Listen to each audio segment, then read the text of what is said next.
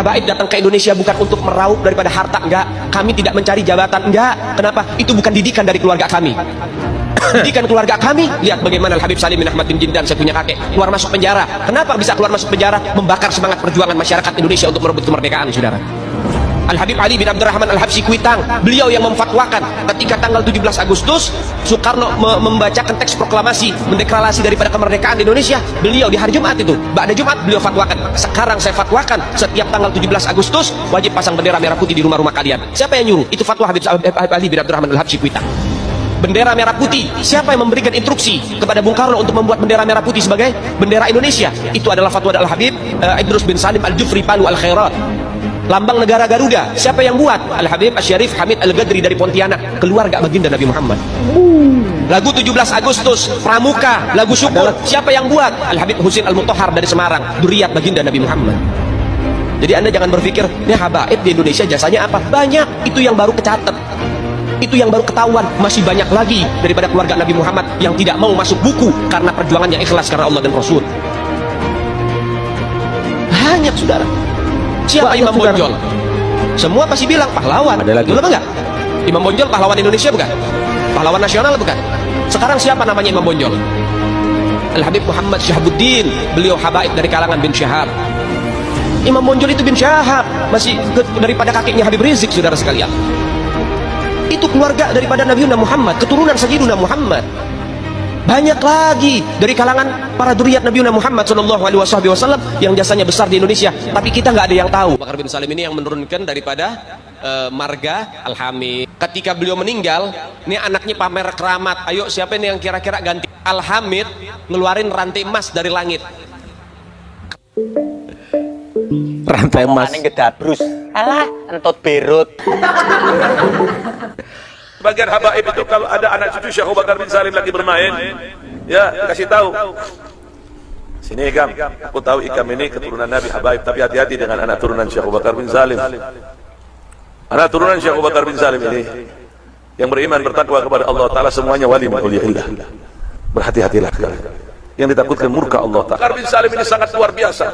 Luar biasa. Bahkan ucapan beliau mengatakan, kalau aku tidak malu kepada Allah, ini yang sangat luar biasa. Pian belum pernah dengar dari biografi para wali-wali yang lain. Kalau aku tidak malu kepada Allah Ta'ala, maka neraka jahanam itu akan aku matikan. Kalau aku tidak malu kepada Allah Ta'ala, maka neraka jahanam itu akan aku matikan. Artinya, Allah ini mengabulkan setiap doa Syekh Abu Bakar bin Salim. Kalau seandainya Syekh Abu Bakar bin Salim memohon kepada Allah Ta'ala agar api neraka jahanam ini dipadamkan, maka Allah akan padamkan. Lihat bagaimanakah ketawaduan, kesungguh-sungguhan, kehususiaan, itu semua didapatkan dengan mujahadah, dengan mematikan hawa nafsu yang ada pada dirinya. Dan dikabarin sama muridnya, Beb, Maman meninggal. Innalillahi, sian tuh orang baik, kata Habib Salim. Sekarang lagi diapain jenazahnya? Lagi pengen dibungkus, Beb. Ya udah, nanti kalau pengen dibungkus mukanya jangan ditutup dulu, tungguin gue datang. Ini bahasa Betawi nih. Datang Habib Salim Jindan, ngeliat tuh jenazah tuh, pengen dibungkus, pengen ditutup kain kafannya. Beliau ambil kertas kecil, kertas kotak kecil, beliau tulis, ada yang ditulis sama beliau, ditaruh di bawah kepalanya si jenazah. Deh, tutup. Sebelum ditutup, habis beliau tulis, ditaruh tuh kertas, beliau bilang, man, gue tahu, lo ibadahnya berantakan, tapi lo cinta sama dzurriyyat Nabi Muhammad, ikhlas dari dalam hati. Nanti kalau malaikat Munkar Nakir datang nanya pertanyaan kubur, jangan lo jawab, man, lo kasih surat dari gue, lo masuk surga. Wong ngomong kok mintra-mintri saenake udeli dhewe. Apaan sih? Sayyidul Imam Faqihil Muqaddam di dalam manaqib sejarah hidup beliau diceritakan bahwa Al-Imam Faqihil Muqaddam adalah orang-orang yang besar. Beliau adalah orang-orang yang hebat. Bahkan diceritakan beliau pernah mi'raj, saudara-saudara, bertemu dengan Allah dalam satu hari 70 kali, saudara-saudara. Bertemu 70 kali dengan Allah dalam satu hari 70 kali, saudara-saudara. Sehingga banyak para ulama, banyak orang-orang saleh di zaman beliau, di masa beliau, berkunjung kepada beliau untuk mengambil manfaat, untuk mengambil barokah daripada ilmu-ilmu beliau. Omongannya gedabrus. Alah, entot berut. Setinggi apapun engkau menuntut ilmu tidak akan pernah mencapai Tatal Habib. Makanya bagaimanapun alimnya seseorang tidak akan pernah mampu mengalahkan kemuliaan seorang Habib meskipun dia tidak mempunyai ilmu pengetahuan agama. La ilaha illallah. Habib jar. Ngaran Habib tuh ada di si bukunya ya kalau dibilang. Buku nasab. Bin anu sampai ke Rasulullah. Ini Al-Kaf ada bin anu. Ada mun sorang apa? Paling memalsuakan aja nang ada. Amun sudah wani-wani mengaku Habib, mun sudah wani-wani mengaku Syarif, mun sudah wani-wani mengaku Syarifah, awas laknat dari Allah akan turun. Omongannya gedabrus. Alah, entut berut. Muhammad Maulana Dawi mengatakan, wahai anak-anakku, aku kepingin tahu sudah nyampe mana kamu itu. Coba ayo, coba terbang satu-satu. Disuruh terbang. Terbang satu-satu. Bagus. Tinggal yang paling kecil kalau nggak salah Habib Abdurrahman Segaf. Dari Abdurrahman, terbang. Marhaba. Takut anu bang. Terbang ditembus. Sampai atap rumahnya ditembus jebol dus. Kemudian kata Habib Muhammad Maulana ngerusak gitu. Turun. Tapi juga ngomong ngerusak nih, enggak tambahan dari saya. Dus ditembus kemudian turun cukup ngerusak atap kami. Kemudian kata Habib Abdurrahman Segaf, demi Allah, kalau aku nggak dipanggil sama abahku, langit itu aku tembus. Itu Habib Abdurrahman Segaf. Masya Allah Habib Abdurrahman Segaf. Itu bajunya Habib Abdurrahman Segaf kalau dibuka, ditaruh centelan, bajunya itu dari bajunya itu keluar suara dikit. Allah. Dari bajunya. Omongannya gedabrus. Alah, entut berut. Kiai ini alim. Sedangkan si Habib ini kesian tampaknya kada tapi alim. Mana mulianya? Maaf. Bahkan si Habib ini dilihat tampaknya tuh model kayak kada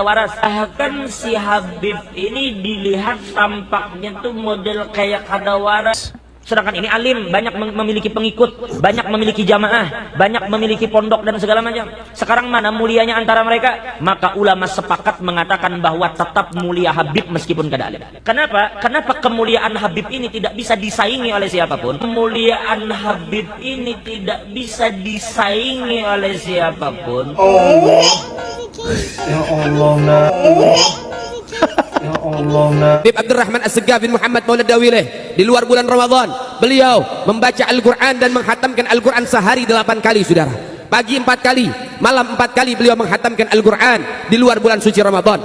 Masuk bulan suci Ramadan, setiap 1 rakaat beliau sekali menghatamkan Al-Quran. 1 rakaat 1 kali menghatamkan Al-Quran. 1 rakaat 1 kali menghatamkan Al-Quran, baik salat fardu maupun salat sunnahnya. Salat daripada salat sunnah, salat fardunya. Salat daripada salat sunnah, salat fardunya, salat wajibnya, maktubahnya. Bila dijumlah ada 17 rakaat. Salat rawatibnya, salat qabliyah ba'diyah. Bila dijumlah 12 rakaat. Belum daripada salat tarawihnya 20 rakaat. Belum witirnya kita 3, beliau 11. Belum duhanya kita 2, beliau 8. Sehingga ditotalkan itu saja sudah 60 rakaat. Artinya beliau sudah 60 kali dalam satu malam menghatamkan Al-Quran. Sehari semalam tidak kurang dari 60 kali beliau menghatamkan Al-Quran di dalam bulan suci Ramadan. Belum salat tasbihnya, belum hajatnya, belum salat sunnah mutlaknya, belum salat-salat yang lainnya yang begitu banyak beliau lakukan di dalam bulan suci Ramadan. Woi Drun, terus terang aja ya, gua haramkan, gua percaya sama Habib palsu kayak kalian itu ya, gua haramkan. Apa? Mau masuk neraka? Kalian tuh penipu, nggak mungkin apa namanya orang membuka aib orang-orang busuk itu berdosa masuk neraka, mana ada? Kejahatan tuh harus dibongkar, tau nggak? Kalian tuh busuk, udah jelas kelihatan tuh. Ya. Jadi apa? Masuk neraka kata kalian. Nenek lo yang punya neraka. Asal ngomong aja. Kalian tuh penipu, pembohong besar, munafik, mau nggak apa namanya memanfaatkan keadaan, memanfaatkan nama besar Nabi Muhammad dipakai untuk nopang hidup kalian tuh. Kalau nggak pakai nama besar Nabi Muhammad, apa bisa hidup kalian? Kita minta aja kalian jadi pengemis untuk muhibin goblok aja yang mau ikut kalian tuh ya. Assalamualaikum warahmatullahi wabarakatuh. Seakan ulama-ulama klasik yang kelihatannya seolah husnuzon dan tidak mempermasalahkan nasab habaib, memang sudah seharusnya mereka husnuzon untuk nasab yang waktu itu belum tersingkap faktanya, belum ketemu kitab sezamannya, karena haram hukumnya mentakzib nasab. Tapi sekarang kan sudah jelas terbongkar. Sesuatu yang sudah jelas haram hukumnya dihusnuzoni. Kitab sezaman abad keempat sudah ditemukan dan tidak ada nama Ubed di situ. Jadi 14 nama fiktif yang dibikin bikin Ali bin Abu Bakar Asyakron di abad 9 itu tidak terverifikasi dan terkonfirmasi di kitab-kitab di setiap abad dari mulai abad 3 sampai 8. Jadi kitab yang ada di setiap zaman menulis nama-nama zuriat Rasulullah SAW dan ulama-ulama besar, tapi dalam rentang 550 tahun tersebut tidak pernah muncul 14 nama yang digambar-gamburkan Bani Alwi sebagai leluhur mereka tersebut dalam kitab Ruhnya Ali Syakron. Tidak ada Fakih Muqaddam, Sohib Mirbat, Amul Fakih, Ali Qoli Qasam, dan seterusnya yang mereka klaim sebagai mujtahid mutlak dan terkenal sedunia. Dalam kitab-kitab klasik manapun, baik internal klan Ba'alwi maupun eksternal. Artinya, pengakuan dari data sekunder kitab Burqah abad 9 tersebut zong, mardud, maudu karena kontradiksi dengan data primer kitab-kitab klasik dari abad 3 sampai 8. Fahimtum? Imam Qurtubi tidak musnah keistiqohannya lantaran berpendapat bumi itu datar, padahal setelah astronot Emirates, Malaysia, Dubai, Pakistan, dan seterusnya keluar bumi dan melihat bumi dari luar ternyata memang bulat, tidak datar. Karena Imam Qurtubi bukan ahli astronomi dan geologi, ulama boleh salah tapi haram untuk berbohong. Jika ada ulama yang berbohong atau melindungi kebohongan, maka tidak layak disebut sebagai ulama, alias gugur keistiqohannya, maka tidak layak disebut ulama. Sedangkan problem nasab ini bukan persoalan pemikiran atau mazhab. Didekatinya bukan dengan metodologi Thariqatul Jami yang bebas memilih qaul ulama dan bertoleransi dengan perbedaan pendapat, tapi ini soal fakta atau hoaks, jujur atau dusta.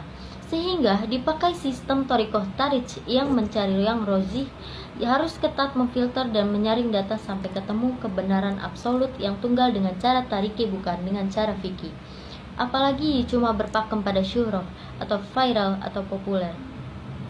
Kalau legalitas keabsahan nasab Bani Alwi ini cuma berpatokan dengan surah atau kemasyuran, berarti akan digugurkan dengan muncul versi sebaliknya yang lebih masyhur, yaitu terputus dan tertolaknya nasab mereka. Jadi yang dimaksud Asawadul Azam atau syura wa istifadoh itu bukan kemasyuran di era sekarang doang, tapi kemutawatiran dari zaman ke zaman.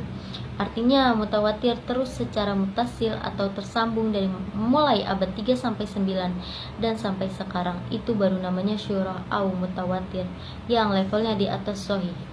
Assalamualaikum. Di sebuah buku disebutkan bahwa pendiri Nahdlatul Ulama selain ulama-ulama yang telah dikenal ditambah oleh seorang khatib. Leluhur mereka tidak punya andil apapun di dalam kesejarahan bagaimana menyebarkan Islam, tapi mereka ingin ditulis leluhurnya sebagai penyebar agama Islam.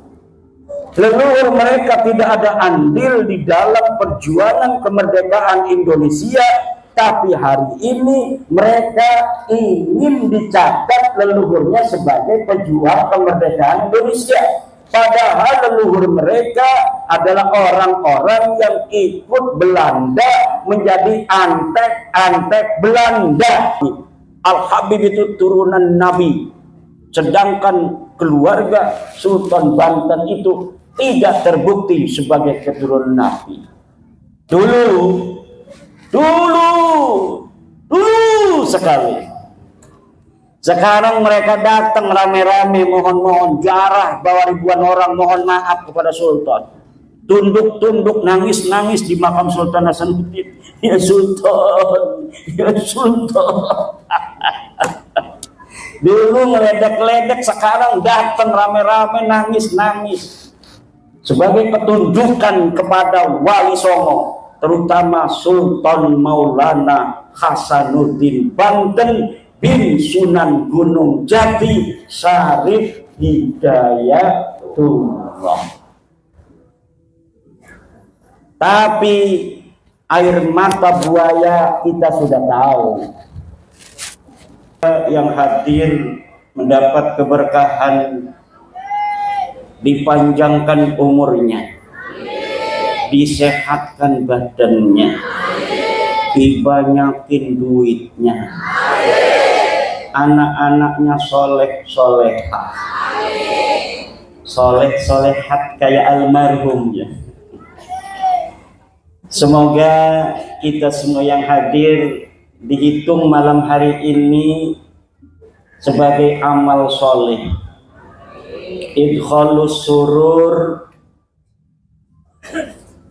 memberikan kebahagiaan pada keluarga besar almarhum Kiai Haji Raden Soleh Solehat dan keluarga besar. Selain itu, mudah-mudahan kita semua kesawaban daripada keberkahan beliau ketika hidup, amal soleh dan doa-doa baik beliau untuk umat Islam. Mudah-mudahan kita termasuk di dalam doa-doa beliau. Malam hari ini adalah malam kita memberikan doa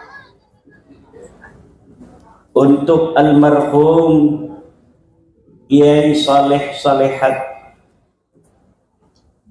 Dan juga malam hari ini adalah merupakan tanda dari baktinya anak cucu keluarga besar almarhum al-maghfurlah untuk beliau. Salah satu bukti bahwa anak dan cucu berbakti kepada ayah dan kakeknya adalah dengan cara menghaulinya. Baik menghaulinya itu hanya dengan membacakan surat Yasin 7 orang, maupun seperti malam hari ini yang luar biasa dengan mengundang tetangga, mengundang jamaah, mengundang para santri, para kiai. Tentunya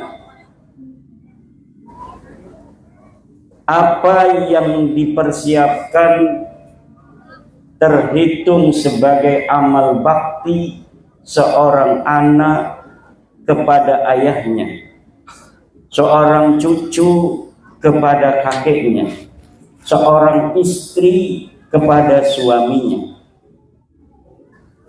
Walladzina ja'u min ba'dihim yaquluna rabbana ighfir lana wa li ikhwanina alladzina sabaquna bil iman wa la taj'al fi qulubina ghillan lil ladzina amanu innaka rabbana innaka ra'ufur. Dan orang-orang yang datang setelah mereka, yaitu anak, santri, dan semua orang yang mengikuti orang-orang yang beriman di dalam imannya,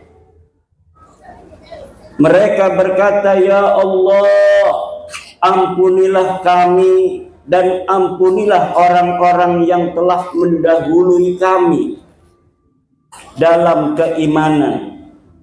Wala taj'al fi qulubina ghillan lil ladzina amanu, dan jangan jadikan di dalam hati kami ghillan, unak-unak, lil ladzina amanu, bagi orang-orang yang beriman.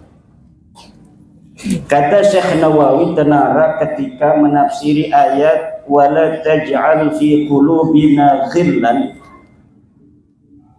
ay fayambaghi lil mu'mini ayyadhkura as-sabiqina bid-du'a'i war-rahmah, faman lam yakun kadzalika kana kharijan an jumlatil mu'minin.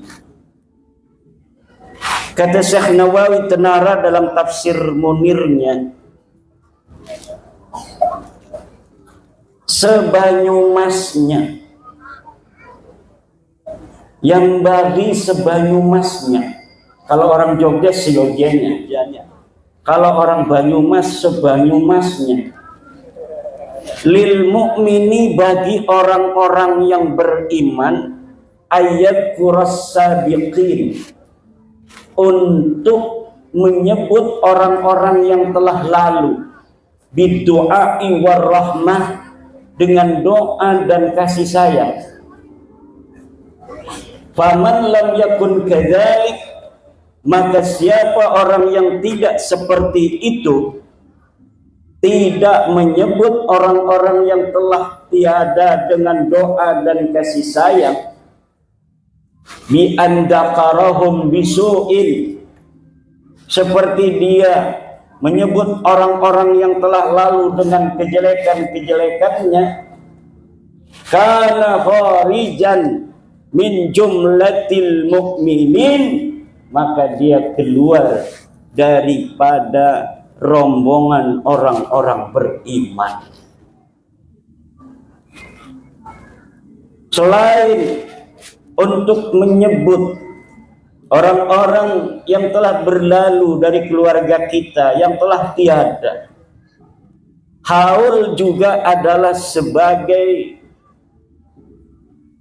instrumen bagaimana kita bisa mentauladani kebaikan-kebaikan perjuangan yang pernah dilakukan oleh orang tua kita, oleh guru kita.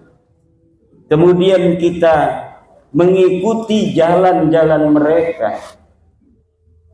Dan juga acara haul seperti ini adalah upaya kita tetap melestarikan nama beliau,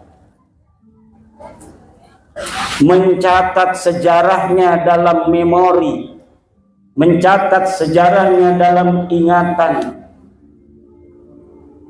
Alangkah lebih baiknya sejarah itu juga dicatat di dalam catatan. Untuk apa?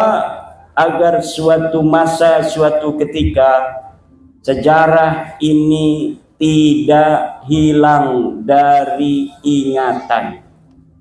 Ada catatan sezaman bagaimana sepak terjang dari almarhum, siapa istrinya, anaknya berapa. Kalau diketahui silsilahnya kemana. Biar apa? Biar suatu saat, suatu masa tidak ada orang yang membelokkan silsilahnya. Ngikutin. Zaman sekarang banyak makam-makam yang silsilahnya belok. Betul? Banyak sejarah-sejarah yang tidak berjalan seperti apa adanya. Ada upaya-upaya perebutan peran-peran kesejarahan. Orang di masa lalu berjuang untuk negara dan bangsa. Leluhur orang Banyumas terkenal sebagai pasukan-pasukan Dipanegara. Pangeran Diponegoro yang pada tahun 1825 berjuang membela bangsa, berjuang mengusir penjajah. Bahkan di Banyumas ini banyak sekali yang masih keturunan dari Pangeran Diponegoro. Bagaimana beliau mau keluar dari istana Ngayogyakarta Hadiningrat, memilih berjuang di tengah-tengah hutan, menyepi di Goa Selarong, menyusun taktik mengusir Belanda, menyusun taktik mengusir penjajah. Kemudian banyak dari para pengikut-pengikut, pendamping-pendamping Pangeran Diponegoro yang berjuang, yang mereka dicatat, namun juga banyak dari mereka yang tidak dicatat. Lalu tiba-tiba dari para tokoh-tokoh yang tidak dicatat, yang makamnya jelas berkeramat karena dulunya adalah pendamping Pangeran Diponegoro. Akhirnya namanya hari ini tiba-tiba bukan lagi seperti nama yang dikenal masyarakat, yang biasanya dikenal Mbah Jati, sekarang jadi banyak pindah jadi Bin Yahya. Makam-makam di daerah-daerah, di Semarang ada makam seorang pahlawan yang diatribusikan sebagai pahlawan dari Ngayogyakarta Hadiningrat. Namanya nama pejuang, makamnya ada di Pleret, Yogyakarta. Namanya KRT Sumodiningrat. Tapi hari ini makamnya bisa pindah sendiri ke Semarang. Bu,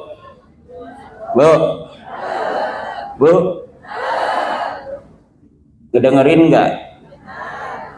Ada makam pindah sendiri dari Jogja ke Semarang. Kedengaran? Kenapa dia sebagai pejuang Yogyakarta mati di Yogyakarta, dimakamkan di Yogyakarta, hari ini makamnya pindah dewek Melakuning Semarang? Iki min ajaibid dunya, sebagian dari keajaiban-keajaiban ternyata ada upaya orang-orang yang leluhurnya tidak mempunyai sejarah, kemudian dia merampas kesejarahan orang lain. KRT Sumodiningrat yang asli pakai sod sebagai putra Yogyakarta Hadiningrat, hari ini namanya menjadi Hasan bin Toha bin Yahya. Ini bukan hoax. Silahkan buka di Google KRT Sumodiningrat Hasan bin Toha bin Yahya, maka di Wikipedia sudah pindah makamnya bukan lagi di Pleret, Yogyakarta, tetapi di Semarang. Yang dia orang asli Jogja, kemudian sekarang jadi pindah jadi orang Yaman.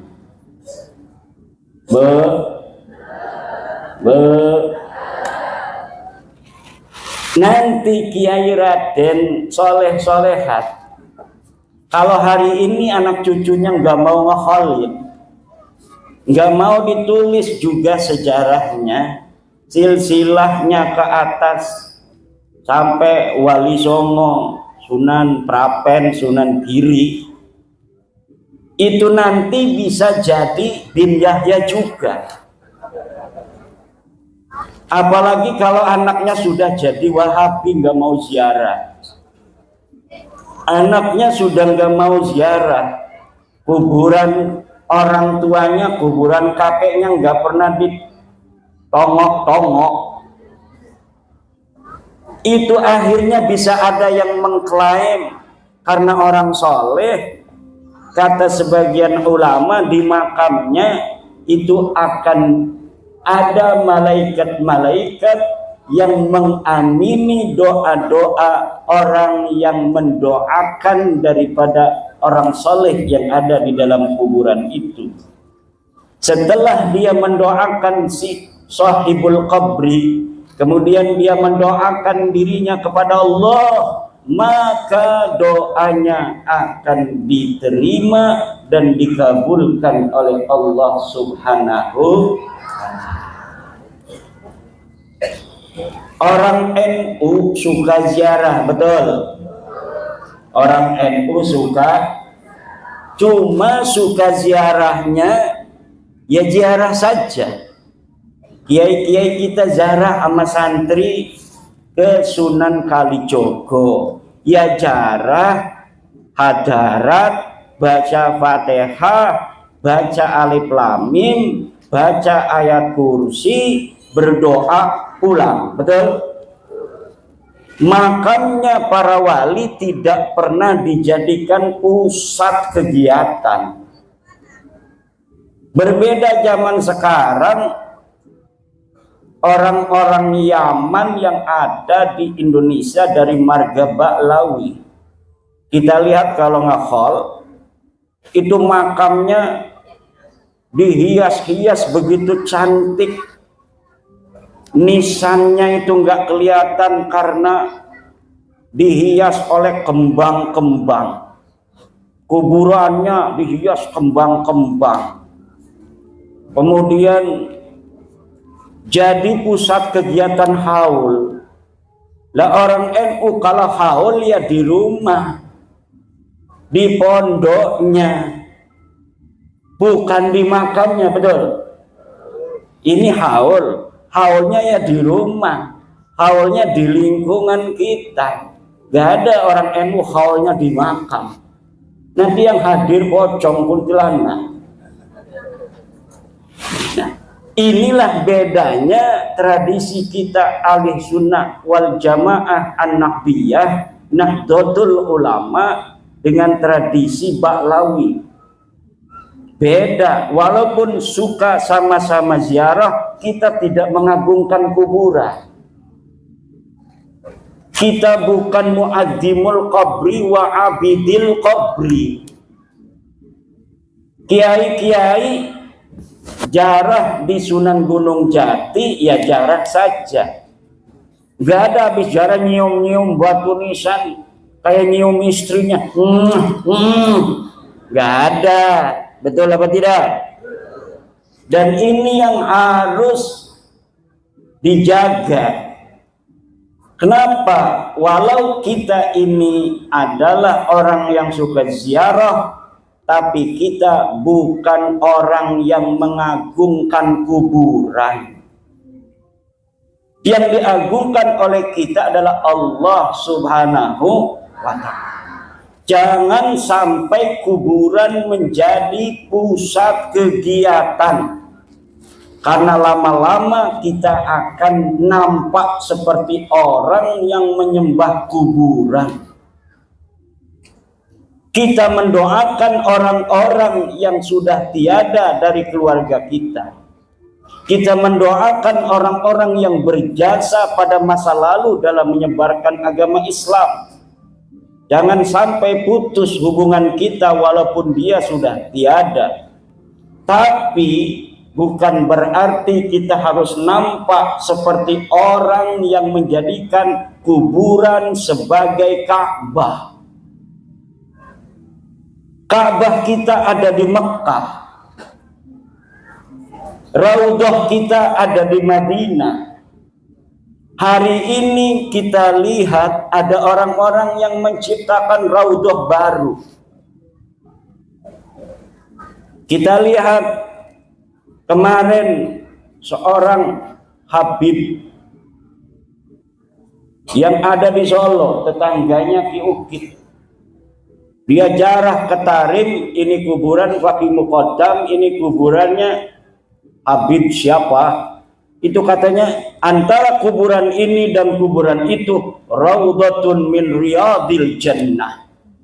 Itu tasyabuh dengan ucapan Rasul, antara mimbarku dengan makamku adalah raudhatun min riyadil jannah. Raudhah itu hanya ada di Masjid Nabawi, jangan bikin-bikin raudhah. Seperti mau mindahin, mau ngalahin raudhahnya Nabi Muhammad dengan raudhah palsu, raudhah jadi-jadian. Ini saudara-saudara yang sedang terjadi. Seakan-akan kita mau diarahkan berpaling dari Mekah menuju tempat lain, dari Madinah menuju tempat lain. Kuburan Nabi Hud yang ada di Hadramaut ditawafin kayak nawafin Ka'bah. Itu berarti mindah-mindahin keramatnya Mekah, syarofnya Mekah. Katanya ada raudhah antara kuburan dan kuburan di Tarim. Ini mau memindahkan syaraful Madinah. Ada raudhah lain selain raudhah yang ditunjuk oleh Rasulullah Muhammad sallallahu alaihi wasallam. Belum lagi sejarah Indonesia ini dirubah oleh oknum-oknum Baklawi. Katanya Presiden Soekarno sebelum mengumumkan, memproklamasikan daripada proklamasi kemerdekaan Indonesia, beliau malamnya itu sowan minta restu kepada seorang kafir. Ditolak oleh pakar sejarah Profesor Anhar Gonggong bahwa yang seperti itu tidak ada. Kemudian sejarah NU, Nahdlatul Ulama, organisasi kita, orang-orang santri, pengikut-pengikut kiai, organisasinya Nahdlatul Ulama dibentuk tanggal 31 Januari 1926. Itu sejarahnya ditulis. Saksi hidupnya masih ada. Beliau sebelum meninggal membuat video, Kiai Haji Raden As'ad Samsul Ngarifin, bahwa Kiai Khalil Bangkalan memberikan pesan kepada beliau Kiai As'ad untuk menyampaikan tasbih dan tongkat kepada Hadratus Syekh Mbah Hasyim Asy'ari untuk mendirikan Nahdlatul Ulama. Kemudian Mbah Hasyim Asy'ari menyusun sirkel jaringan kiai-kiai pesantren di tanah Jawa. Kemudian berkumpullah ulama-ulama Surabaya di Surabaya, dan kemudian diadakan rapat pendirian Nahdlatul Ulama oleh kiai-kiai Surabaya dan Mbah Hasyim Asy'ari dan yang lainnya. Kemudian berdirilah Nahdlatul Ulama. Itu sejarah aslinya, dituturkan oleh orang yang menjadi saksi bagaimana kronologi daripada terbentuknya Nahdlatul Ulama. Tapi hari ini di sebuah buku disebutkan bahwa pendiri Nahdlatul Ulama selain ulama-ulama yang telah dikenal, ditambah oleh seorang kabir, namanya Kabir Hasyim bin Yahya. Lah ini PBNU kaget, kok bisa ada sejarah baru yang nama ini tidak ada di dalam kesejarahan NU di masa lalu. Buku sejarah NU sudah diterbitkan, kok sekarang ada upaya menambahi tokoh dalam sejarah yang dijadikan sebagai pendiri NU, padahal nama ini tidak ada pada masanya ikut mendirikan NU. Akhirnya Ketua Umum Pengurus Besar Nahdlatul Ulama dalam konferensi pers hasil sidang pleno memerintahkan kepada Rabitah Ma'ahid Islamiyah dan kepada Ma'arif NU untuk menarik buku tersebut dari seluruh madrasah dan pondok pesantren NU. Alhamdulillah. Nah, sekarang mulai terkuak. Hal ini ibu bapak hadirin ma'asyiral muslimin rahimakumullah sangat penting. Jangan-jangan kalau kita tidak memiliki perhatian yang besar terhadap sejarah bangsa kita, maka kita akan dipisahkan oleh kesejarahan leluhur kita di masa lalu. Kata seorang politisi, kalau kita ingin menguasai suatu bangsa, kita tidak usah dengan kekuatan tentara perang, tapi cukup hancurkan sejarah bangsa itu, maka nanti kita akan bisa menguasai bangsa itu.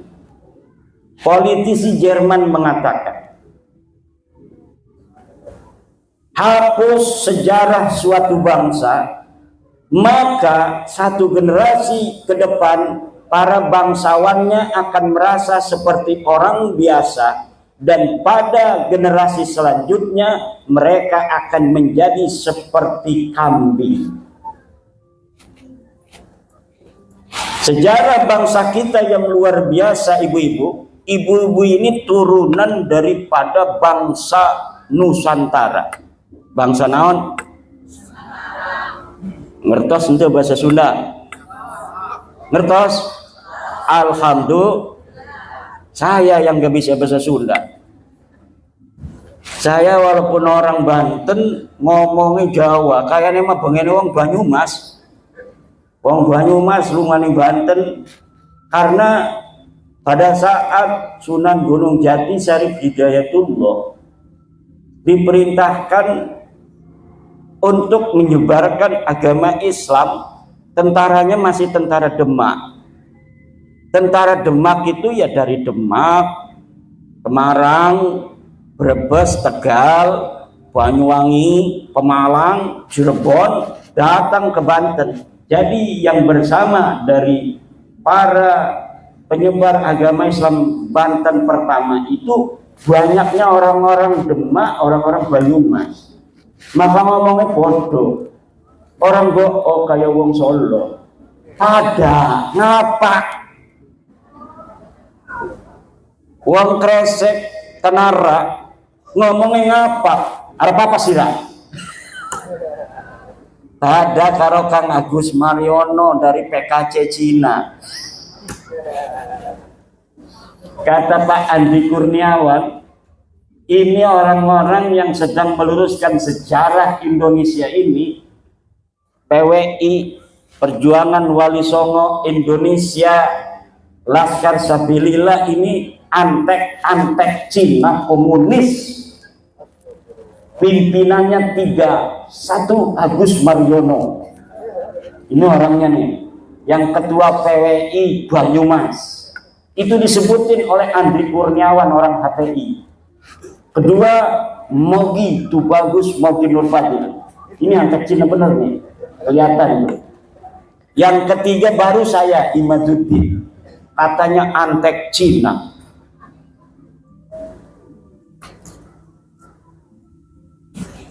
Orang-orang Cina, orang-orang Yaman, mereka masing-masing bikin sejarah, Bu. Kata orang Cina bikin manuskrip, Wali Songo asalnya dari Cina. Orang Yaman juga bikin kitab, katanya Wali Songo dari Yaman. Lah sebenarnya Wali Songo itu dari mana?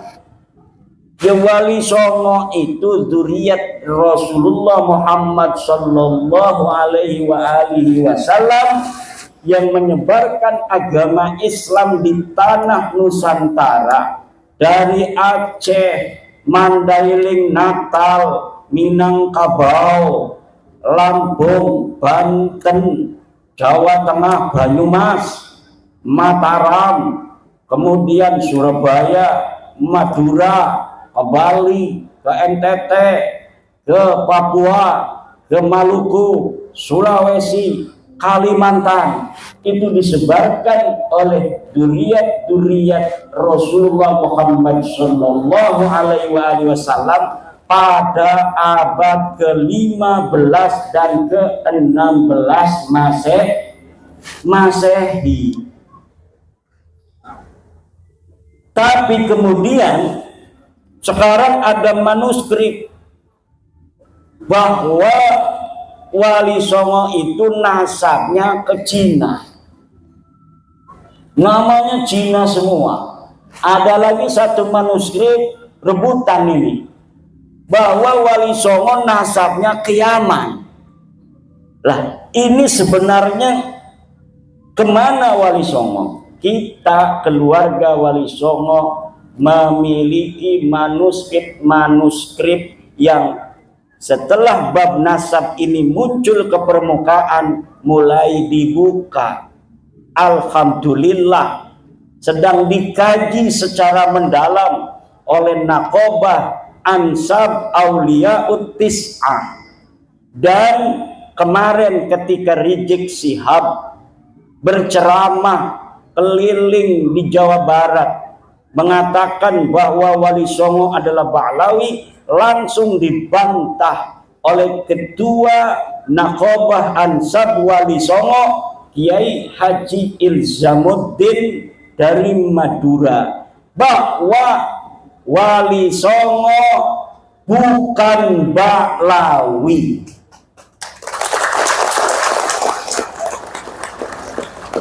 Pernyataan daripada ketua Naqobah Ansab Auliyaut Tis'ah itu bisa ibu bapak dengarkan dan tonton di YouTube. Sudah sejak lama Ansab Auliyaut Tis'ah yang mencatat keluarga besar Wali Songo mengatakan bahwa Wali Songo tidak ada kaitan dengan Ba'lawi. Wali Songo bukan Ba'lawi.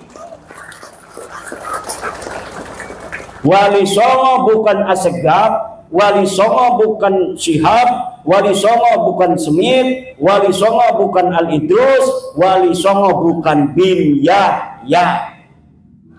Lalu kemana? Sebagian Wali Songo adalah keturunan Syekh Abdul Qadir Al-Jailani, dan sebagiannya lagi adalah keturunan daripada Sayyiduna Musa Al-Kadzim. Dan bulan ini Naqobah Wali Songo akan mematangkan pendalaman manuskrip ke Yunan dan ke Pakistan. Karena ternyata manuskrip yang ada di Pakistan, Yunan, Uzbekistan itu mencatat bagaimana perjalanan kronologi daripada perpindahan leluhur Wali Songo kemudian sampai datang ke Indonesia, menyebarkan agama Islam di Indonesia. Ini masih ada dan masih tercatat. Alhamdulillah. Doakan mudah-mudahan secara presisi. Ini masih belum final 100% sejarah Wali Songo karena adanya pembelokan pada tahun 1960 Masehi. Setelah merdeka itu terjadi pembelokan silsilah.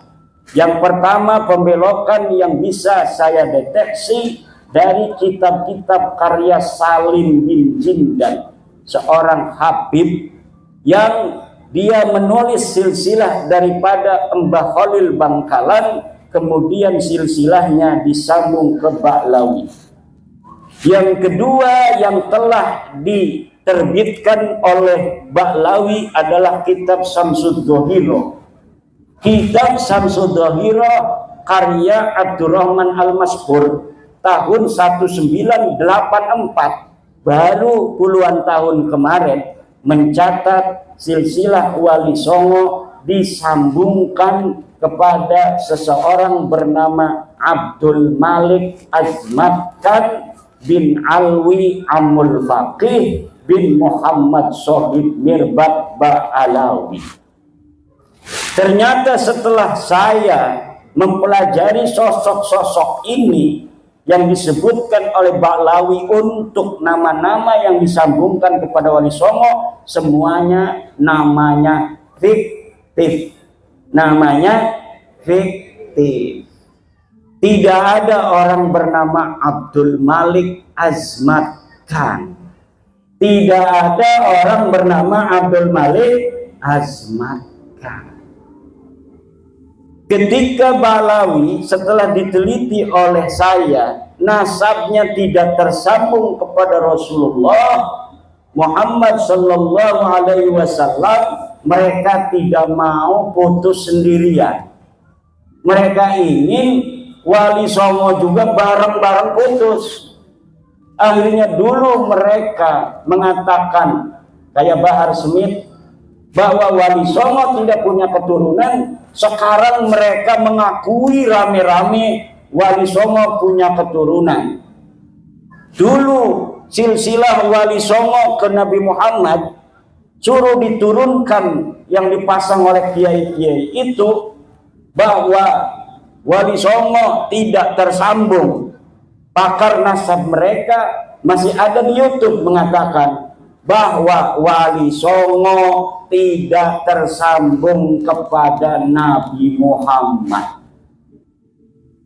Tapi sekarang mereka rame-rame ngomong sambung, Wali Songo itu adalah keturunan dari Ba'alawi. Takbir. Gimana dulu katanya bukan. Bahkan ada seorang turunan Wali Songo diundang ceramah di Bekasi. Tahu panitianya kalau dia keturunan Sultan Maulana Hasanuddin dari Banten. Kalau Sultan Maulana Hasanuddin kan anaknya Sunan Gunung Jati Syarif Hidayatullah. Panitianya tahu kalau Syarif Hidayatullah keturunan Nabi Muhammad. Yang dia tahu turunan Nabi Muhammad gelarnya Habib. Ditulis di sebuah banner, ikuti ceramah agama oleh Al-Habib Tubagus Ahmad. Ini tiba-tiba ini dari Ba'alawi bawa Mukibin mukulin Tubagus dari Banten itu yang ditulis oleh panitia sebagai Al-Habib Tubagus Ahmad. Marah kita, apa urusan lo? Itu katanya pakai nama-nama Al-Habib. Al-Habib itu turunan Nabi. Sedangkan keluarga Sultan Banten itu tidak terbukti sebagai keturunan Nabi. Dulu sekali. Sekarang mereka datang rame-rame mohon-mohon jarah bawa ribuan orang mohon maaf kepada Sultan. Tunduk-tunduk nangis-nangis di makam Sultan Hasanuddin. Ya Sultan, ya Sultan. Dulu ngeledek-ledek, sekarang datang rame-rame nangis-nangis. Sebagai petunjukan kepada Wali Songo, terutama Sultan Maulana Hasanuddin Banten bin Sunan Gunung Jati Syarif Hidayatullah. Tapi air mata buaya kita sudah tahu. Kita sudah mengerti. Tetapi minimal dengan mereka ziarah itu menunjukkan bahwa mereka sudah tunduk kepada Wali Songo.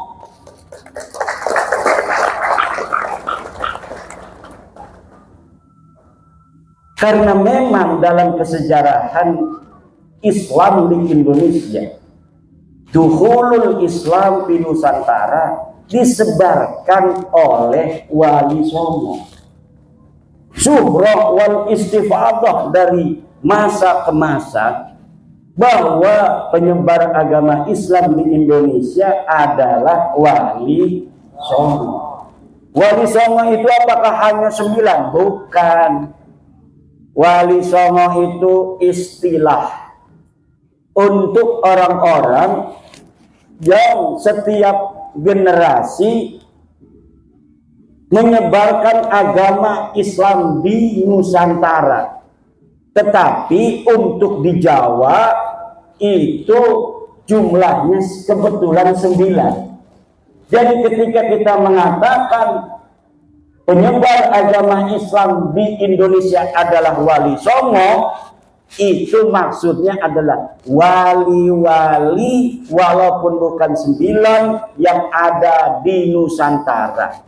Karena di Aceh sebelum Jawa sudah beragama Islam,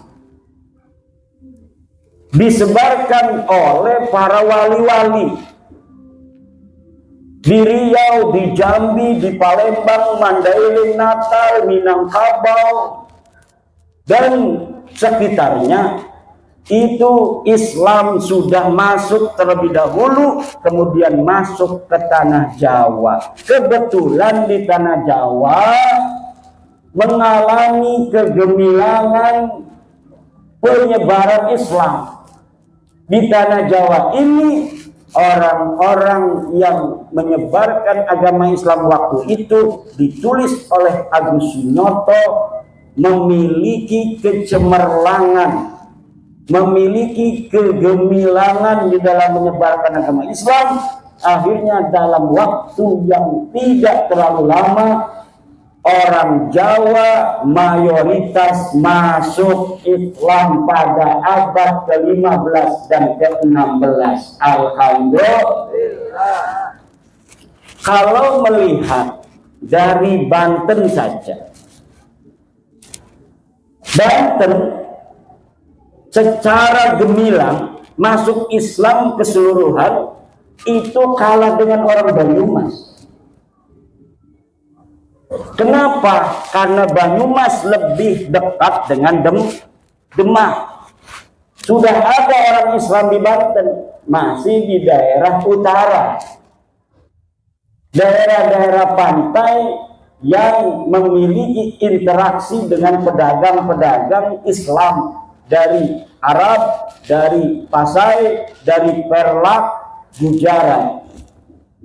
Tetapi secara masif Islam berkembang adalah ketika Sunan Gunung Jati Syarif Hidayatullah menaklukkan daerah-daerah Jawa Barat bagian kulon dengan kemudian menikahi Nyai Kaum Anten. Syarif Hidayatullah istrinya itu namanya Nyai Kaum Anten, bukan Nyai Rara Santang. Betul? Udah salah pakai takbir lagi, malu-maluin. Nyai Rara Santang, Sunan Gunung Jati, punya istri Nyai Rara Santang, saudara. Salah, pakai takbir salah lagi. Itu mendegradasi takbir. Na'udzubillah. Lalu sejarah masuknya Islam di Indonesia apakah sekarang sudah benar? Lihat di kitab-kitab yang dikarang oleh Ba'lawi. Ada beberapa kitab yang tidak beredar di kalangan umum, tidak beredar di kalangan pesantren, tapi bisa di-download di internet. Ba'lawi mengarang, menulis sejarah masuknya Islam di Indonesia. Seperti Alwi bin Thahir, Ba'lawi mengarang sejarah masuknya Islam di Indonesia dalam bukunya Al-Madkhal fi Dukhulil Islam fi Syarqil Aqsa. Di dalamnya mereka mengatakan bahwa Islam masuk ke Indonesia oleh Ba'lawi. Kitab yang kedua, Rihlatu Jawa Al-Jamilah, karangan Soleh Al-Hamid. Di dalam kitab itu pun dikatakan penyebar agama Islam dari Ba'lawi Yaman. Kemudian kitab Syamsul Dhahirah, karangan Abdurrahman Al-Mashhur, dan ditaklik oleh Muhammad Dia Shihab, dikatakan penyebar agama Islam di Indonesia Ba'lawi Yaman. Kemudian Muhammad Hussein Muhammad Al-Kaf membuat buku sejarah masuknya Islam di Indonesia. Al-Islam fi Indonesia Al-Mu'asirah, karya Husain Muhammad Al-Kaf, juga di dalamnya menyebutkan penyebar agama di Islam di Indonesia adalah Bahlawi. Ini Bapak Ibu saudara-saudara, makanya kalau kita klik Dukhulul Islam di Nusantara berbahasa Arab, maka yang akan keluar adalah sejarah versi Bahlawi. Tapi kalau kita klik dengan bahasa Indonesia, sejarah masuknya Islam di Indonesia, yang akan keluar adalah Mansur Suryanegara, Hamka, dan penulis-penulis sejarah Islam di Indonesia lainnya. Benar, tapi kalau kita kliknya dengan bahasa Arab, maka yang akan keluar kitab-kitab sejarah masuknya Islam di Indonesia karangan Bahlawi. Dan kami mengajak kepada putra-putri Indonesia untuk melek sejarah. Yang bisa nulis bahasa Arab, tulis sejarah Indonesia dalam bahasa Arab. Yang banyak, judulnya macam-macam. Buka manuskrip dari Nusantara. Baca buku-buku antropologi, historiografi yang ditulis oleh orang-orang Portugis, yang ditulis oleh orang-orang Spanyol, yang ditulis oleh orang-orang Cina, yang pada abad ke-14, ke-15, ke-16 orang-orang dari Portugis sudah datang ke Indonesia, mencatat dalam Summa Oriental, mencatat dalam The Asia, mencatat di dalam kitab-kitab lainnya keberadaan Wali Songo di Indonesia pada saat itu. Tetapi hari ini sejarah itu banyak yang berubah. Maka para penulis, para pemuda yang punya YouTube-nya angkat masalah sejarah. Buka itu karya ulama-ulama Indonesia. Buka itu karya-karya ilmiah ulama-ulama kita dalam sejarah, angkat di dalam YouTube. Yang bisa nulis di web, nulis di web. Yang bisa nulis buku, nulis buku. Yang bisa di Instagram, Instagram. Yang bisa di Facebook, Facebook. Kenapa? Untuk melawan narasi-narasi sejarah yang dibelokkan oleh oknum-oknum yang ingin menguasai kesejarahan Indonesia masa lalu, agar mereka yang ada hari ini bisa mendapatkan manfaat dari apa yang ditulis oleh sejarah mereka tentang leluhur mereka yang palsu. Leluhur mereka tidak punya andil apapun di dalam kesejarahan bagaimana menyebarkan Islam, tapi mereka ingin ditulis leluhurnya sebagai penyebar agama Islam.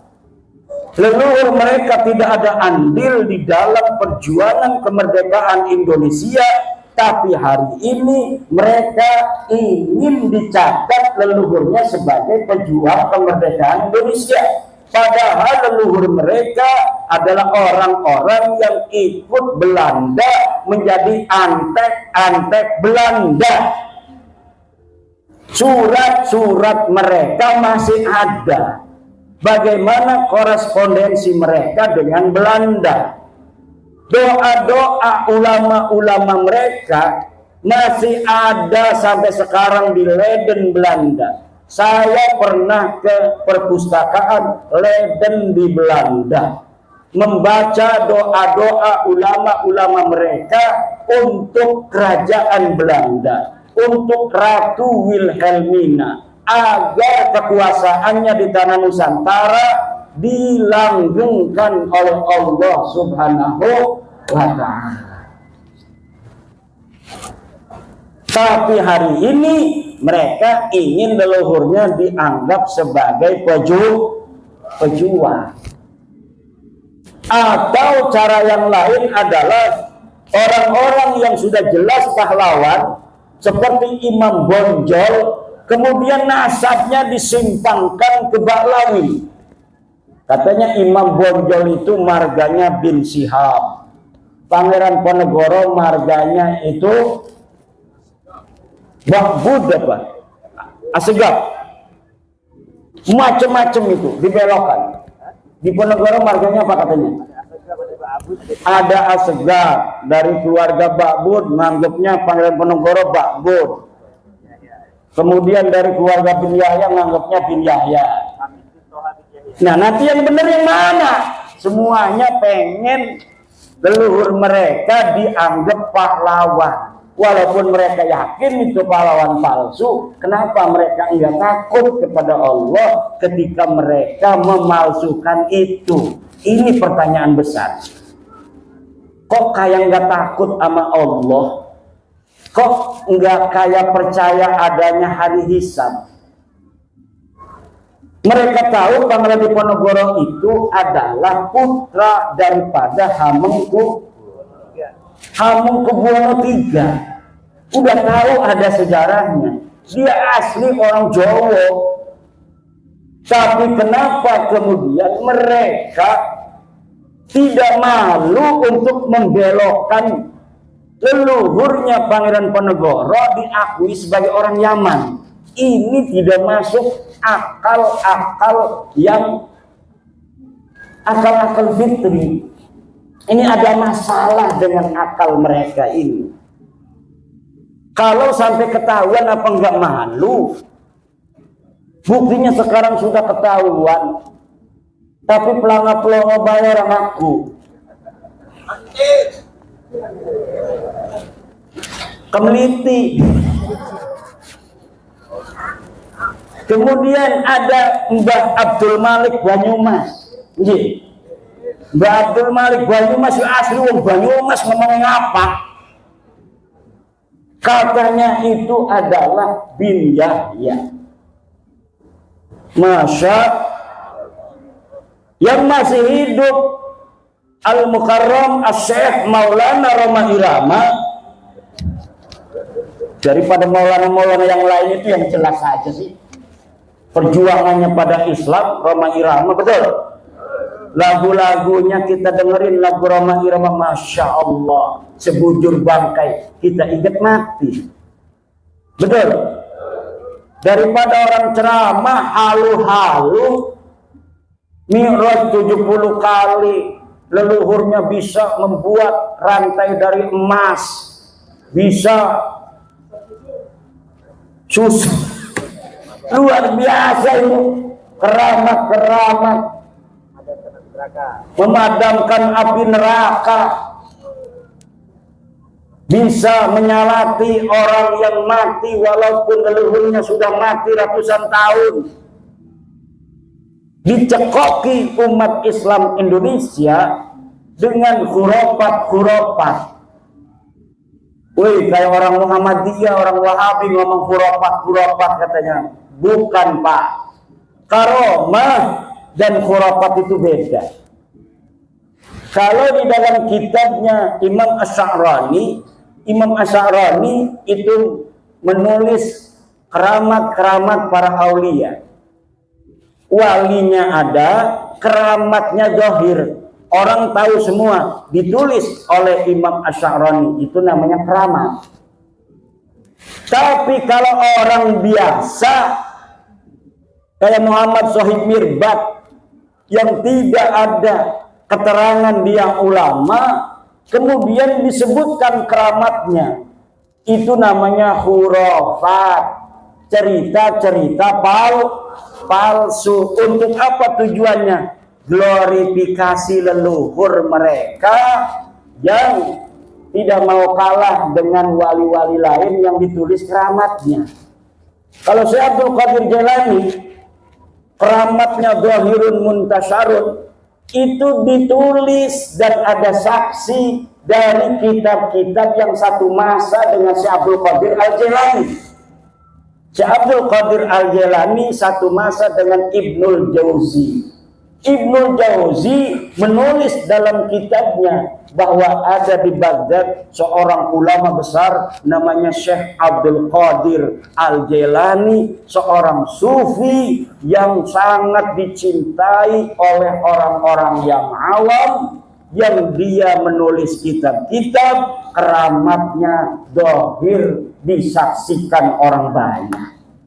Tapi kalau Fakih Muqaddam Baklawi, leluhurnya Kabid-Kabid yang katanya bisa mi'raj 70 kali, saya cari nama Fakih Muqaddam di abad ke-6 dan ke-7 Hijriah, ada tidak ulama yang mencatat seseorang yang bernama Fakih Muqaddam?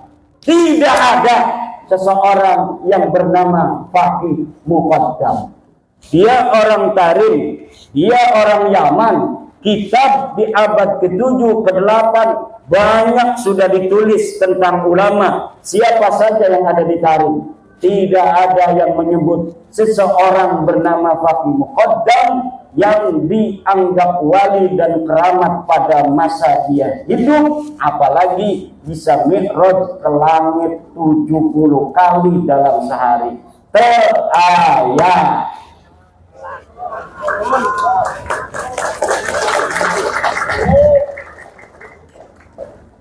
Mari kita jaga negara Republik Indonesia ini. Tugas besar bagi putra-putri Indonesia. Pembelokan sejarah yang terjadi baik dari sisi peradabannya maupun kemudian sejarah masuknya Islam di Indonesia, tugas besar. Wahai orang-orang di UI jurusan sejarah, calon-calon doktor sejarah, jangan asal comot referensi, tapi verifikasi referensi itu apakah referensi yang dapat dipercaya atau referensi palsu. Ada sebuah manuskrip namanya Negara Kertabumi, ditulis 1679. Disebutkan namanya karya Pangeran Arya Wangsakerta, putra daripada Raja Cirebon. Ditulis sejarah tentang Indonesia, silsilah para raja-raja, silsilah Wali Songo, Kebaklawi di situ. Tahunnya 1769-an. Tetapi setelah diuji oleh ahli filolog dari Universitas Indonesia, ternyata kertasnya kertas tahun 1960.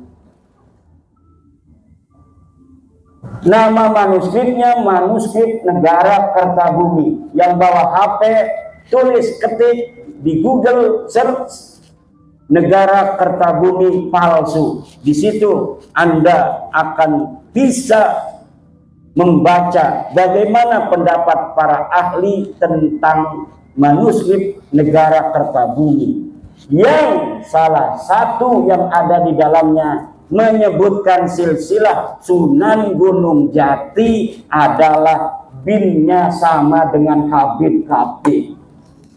Siapa yang memasukkan? Wallahu a'lam bishawab. Yang jelas beberapa sejarawan sudah mengutip dari naskah itu untuk dijadikan sebagai referensi. Jadi sebuah skandal ilmiah diciptakan pada tahun 1960-an, ditemukannya pada tahun 1970 itu naskah.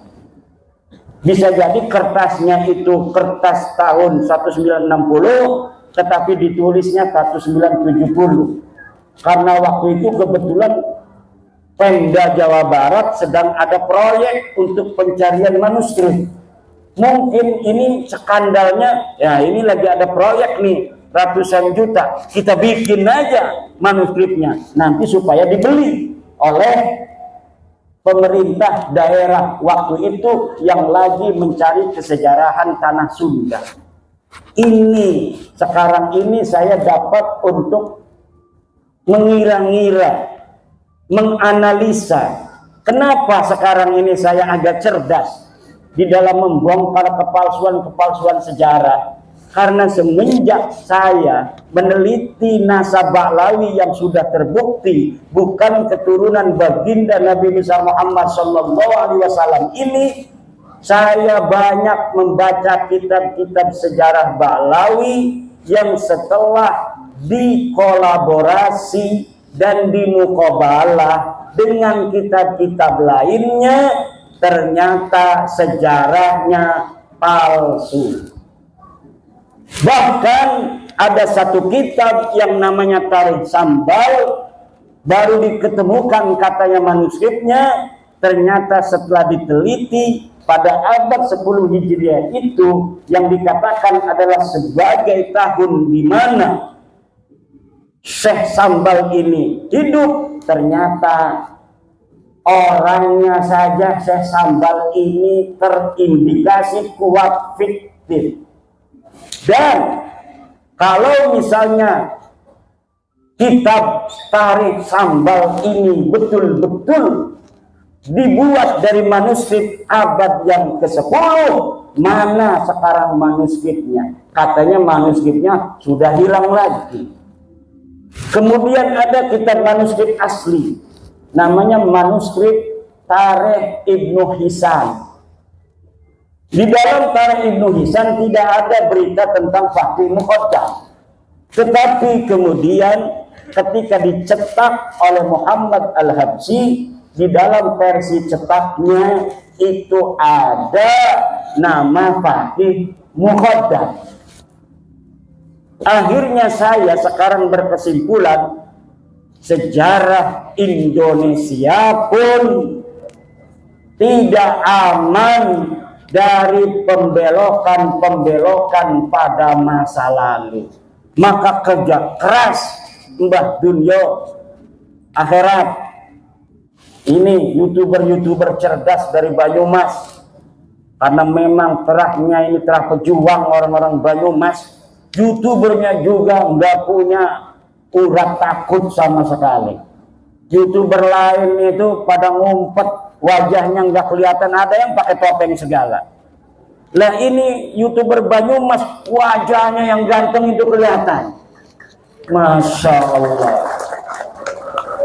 Dan ketika tesis saya keluar, kebanyakan youtuber yang mengangkat tentang tesis saya itu dari Banyumas dan sekitarnya. Maka Banyumas akan tercatat dalam tinta sejarah bahwa pada tahun 2002, 2003, 2024 dalam mengungkap siapa sebenarnya Habib Ba'lawi, yang ada tesis mengatakan sebenarnya dengan sesungguhnya dengan hasil penelitian yang seksama teliti bahwa mereka bukan keturunan baginda Nabi besar Muhammad SAW. Di situ ada peran pejuang-pejuang Banyumas. Sejarah akan mencatat ini. Tidak sembarangan. Ini bukan kebetulan. Ini bukan kebetulan. Banten, Banyumas, Banyuwangi. Banten kepalanya, Banyumas pusernya, Banyuwangi ujungnya, kakinya. Kalau Banten kepalanya sudah mikir, Banyumas pusernya itu pepet, ini bisa mati orang. Tapi sekarang Banyumas sudah terbuka, tinggal kakinya Banyuwangi. Ini apakah sudah ada Polisi Banyuwangi? Sudah ada kakinya berjalan. Pantas sekarang sudah terbukti benar-benar bahwa Bahlawi, Habib itu terbukti secara ilmiah, ilmu nasab, ilmu sejarah dan tes DNA, mereka bukanlah keturunan baginda Nabi Muhammad sallallahu alaihi wasallam. Dan ini kita di dalam memutuskan itu tidak berdasarkan kebencian, tidak berdasarkan kajian ilmiah yang sesungguhnya.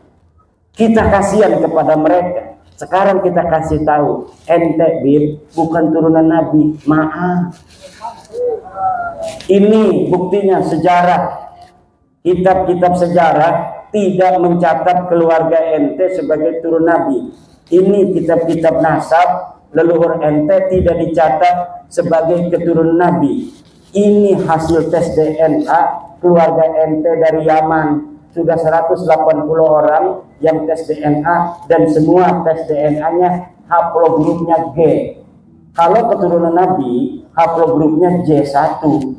Kalau orang-orang yang haplogrupnya G itu menunjukkan dia bukan keturunan Nabi, tapi mereka juga bukan orang Arab. Haplogrup G itu orang Turki yang ada hidup di wilayah Kaukasus. Ini sudah final. Tinggal dipatehain malam ini. Patehain kan nih? Kita patehain bahwa bapak-bapak, ibu-ibu yang hadir pada malam hari ini sudah final hasil penelitian bahwa satu, Bahlawi, Habib ini dari bin Syihab, bin Smith, As-Segaf, Al-Idrus, bin Yahya dan sebagainya bukan keturunan baginda Nabi besar Muhammad sallallahu alaihi wasallam. Bibarakati jami'il awliya ittis'ah, bibarakati jami'i awliya'i fi Banyumas, bi jami'i barakati wa karamati Arya Mandalika, wa bibarakati wa karamati Syekh Sunan Gunung Jati Syarif Hidayatullah, wa bibarakati wa karamati Syekh Abdul Qadir Al-Jailani radhiyallahu anhu. Al-Fatihah. Alhamdulillah.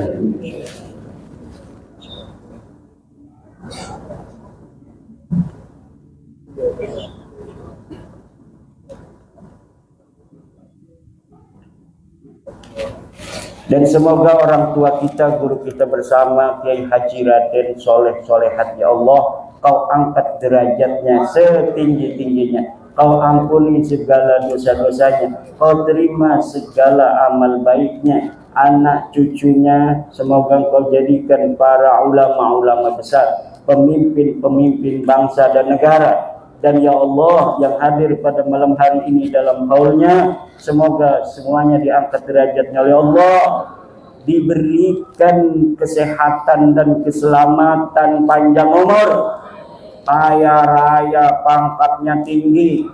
Polisi yang sekarang hadir ya Allah jadiin Kapolri, tentara yang hadir jadiin Panglima TNI.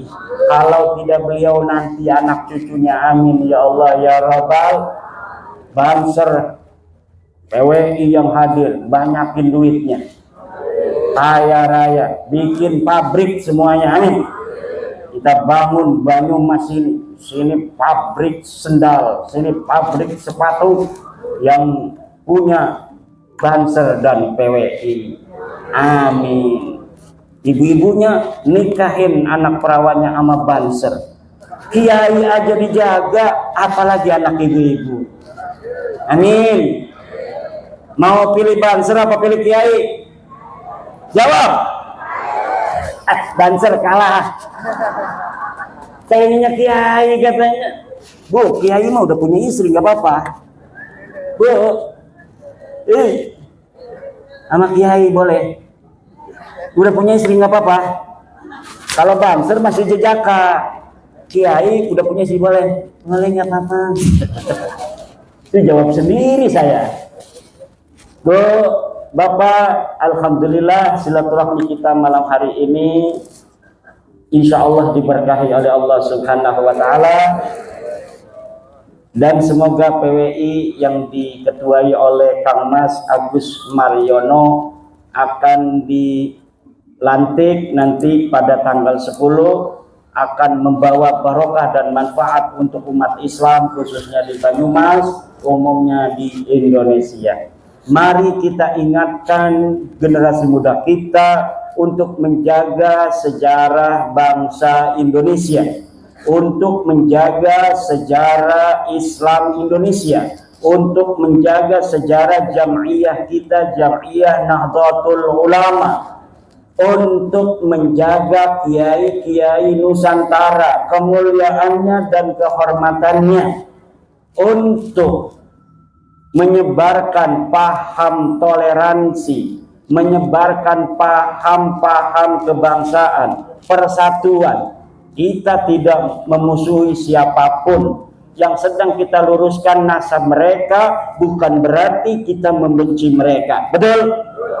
Kita meluruskan nasab mereka dan kekurangan ajaran mereka di dalam merubah sejarah NU, sejarah negara, sejarah perjuangan bangsa.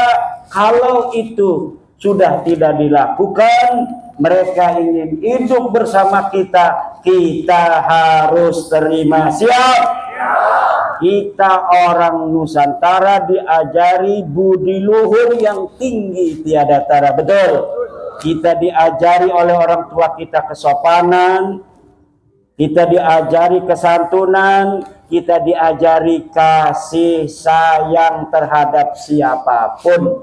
Kita akan lindungi mereka kalaulah mereka kemudian sudah menyadari kekhilafan mereka tentang perendahannya terhadap Nusantara, terhadap sejarah-sejarahnya. Kita akan bisa hidup sebangsa setanah air dalam kerukunan dengan saling harga menghargai berdasarkan akhlak-akhlak Nusantara, akhlak-akhlak Islam Ahlussunnah wal Jamaah, dan berdasarkan ajaran Pancasila, sila pertama sampai sila kelima, terutama sila kedua, kemanusiaan yang adil dan beradab. Wallahu huwal muwaffiqu ila aqwami thoriqin. Wassalamualaikum warahmatullahi wabarakatuh.